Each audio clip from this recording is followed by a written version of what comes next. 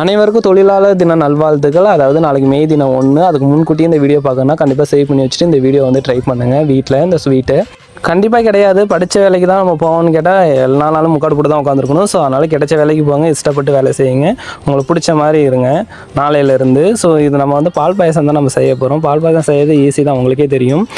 அதாவது ஜவ்வரிசி முன்கூட்டியே ஊற வச்சுக்கோங்க. ஊற வச்ச ஜவ்வரிசி பார்த்திங்கன்னா அடுப்பத்தை வச்சு இந்த மாதிரி தண்ணி ஊற்றி நல்லா வேக வச்சுக்கோங்க. இதுக்கு இடையிலே பார்த்திங்கன்னா குங்குமப்பூவை வந்து பாலில் போட்டு நல்லா சோக் பண்ணி வச்சுக்கோங்க. இது நல்லா வெந்ததுக்கப்புறம் பார்த்திங்கன்னா நம்ம பால் ஊற்றி நல்லா மிக்ஸ் பண்ணிக்கலாம் தேவையான அளவுக்கு. இதுக்கு இடையிலே பார்த்திங்கன்னா நம்ம பேஜை மறக்காமல் கொஞ்சம் ஃபாலோ பண்ணிட்டு லைக் பண்ணிக்கோங்க.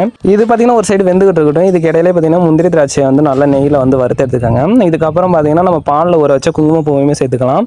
இது நல்லா மிக்ஸ் பண்ணதுக்கப்புறம் பார்த்திங்கன்னா சர்க்கரை வந்து உங்களுக்கு எவ்வளோ தேவையோ அவ்வளோ சேர்த்துக்கோங்க, இனிப்புக்கு தகுந்த மாதிரி சேர்த்துக்கோங்க. இது நல்லா மிக்ஸ் பண்ணதுக்கப்புறம் பார்த்திங்கன்னா ஒரு சிட்டிக்காய் உப்பு சேர்த்துக்கோங்க, அதாவது ஸ்வீட்டை வந்து மேனேஜ் பண்ணுறதுக்காக. இதுக்கிடையில் ஏலக்காய் தட்டி போட்டுக்கோங்க. அதுக்கப்புறம் பார்த்தீங்கன்னா நம்ம வந்து கடைசியாக வந்து முந்திரி திராட்சையை வந்து சேர்த்துட்டு ட்ரை பண்ணி பார்த்துட்டு நெக்ஸ்ட் வீடியோ என்ன பண்ணலான்னு சொல்லிட்டு கமெண்ட் பண்ணிட்டு போங்க.